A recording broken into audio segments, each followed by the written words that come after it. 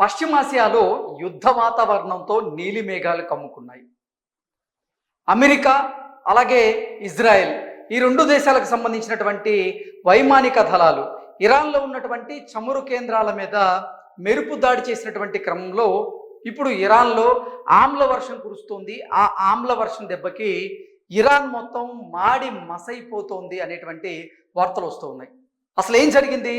ఈ ఆమ్ల వర్షానికి కారణం ఏంటి? నిజంగా ఇరాన్లో ఉన్నటువంటి చమురు కేంద్రాల మీద అమెరికా ఇజ్రాయెల్కి చెందినటువంటి వైమానిక దళాలు దాడులు చేసినటువంటి నేపథ్యంలోనే ఆ దాడి దెబ్బకే ఈ ఆమ్ల వర్షం కురుస్తోందా? ఈ ఆమ్ల వర్ష ప్రభావం ఇప్పుడు ఇరాన్లో ఎంతవరకు ఉంది అనేది ఒకసారి మనం పూర్తి స్థాయిలో విశ్లేషణ చేసుకునేటువంటి ప్రయత్నం చేద్దాం. ఇరాన్లోని చమురు కేంద్రాలపై ఇజ్రాయిల్ అమెరికా వైమానిక దాడులు చేసినటువంటి కొన్ని గంటల్లోనే ఆ ప్రాంతాలలో నల్లటి వర్షం కురిసినట్లుగా పలు వార్తా సంస్థలు ప్రచురించాయి. అది నల్లటి ఆమ్ల వర్షం అని మరికొన్ని వార్తా సంస్థలు పేర్కొన్నాయి. ఈ ఆమ్ల వర్షం కారణంగా తలనొప్పి, శ్వాస సంబంధిత వ్యాధులు వస్తున్నాయని, అలాగే భవనాలు, వాహనాలపై కలుషిత జలాలు పేరుకుపోతున్నాయంటూ ఇరాన్ వాసులు ఆందోళన వ్యక్తం చేస్తూ ఉన్నారు. వైమానిక దాడుల అనంతరం కురిసేటువంటి ఆమ్ల వర్షం అత్యంత ప్రమాదకరమని ఇరాన్కి చెందినటువంటి రెడ్ క్రిసెంట్ సొసైటీ అయితే తెలియజేస్తుంది. ఇది సాధారణ ఆమ్ల వర్షం కన్నా చాలా హానికరమని వాతావరణ కాలుష్యం మీద పరిశోధన జరుపుతున్నటువంటి ఆ సంస్థ అయితే తెలియజేసింది.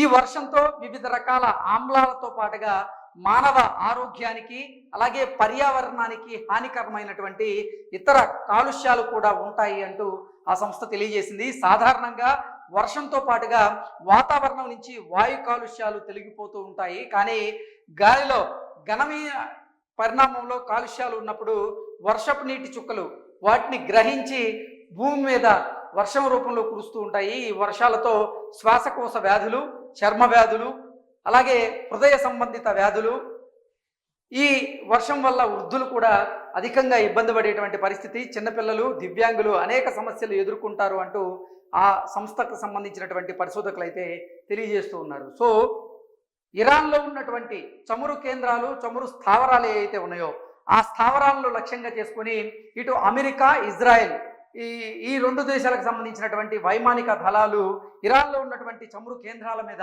ఎప్పుడైతే దాడి చేశారో ఆ దాడి చేసిన కొన్ని గంటల తరువాతే ఇరాన్లో నల్లటి వర్షం కురిచింది. ఆ నల్లటి వర్షం ఏదో కాదు, అది ఆమ్ల వర్షం అంటూ కూడా అక్కడ అంటే ఇరాన్లో వాతావరణం మీద, పర్యావరణం మీద పరిశోధన చేసేటువంటి కొంతమంది పరిశోధకులు అయితే తెలియజేస్తూ ఉన్నారు. ఈ ఆమ్ల వర్షం వల్ల నిజంగా ఇప్పుడు ఇరాన్ మొత్తం కూడా కాలి బూడిదయిందని, ఇది యాసిడ్ వర్షం కంటే కూడా డేంజర్ అన్నట్లుగా పరిశోధకులు అయితే చెప్తూ ఉన్నారు. దీనివల్ల మొత్తంగా చూసుకున్నట్లయితే వృద్ధులు కానీ, చిన్నపిల్లలు కానీ, దివ్యాంగులు వీరందరూ కూడా ఎక్కువగా ఇబ్బందులు పడేటువంటి అవకాశం ఉందని, ముఖ్యంగా శ్వాసకోశ సంబంధిత వ్యాధులు వస్తాయని, అలాగే చర్మ వ్యాధులు, హృదయానికి సంబంధించి అంటే హార్ట్కి సంబంధించినటువంటి డిసీజ్ కూడా ఎక్కువగా ఈ ఆమ్ల వర్షం వల్ల వచ్చేటువంటి అవకాశం ఉంది. కాబట్టి ఎక్కువగా వారు ఆందోళన వ్యక్తం చేస్తూ ఉన్నారు.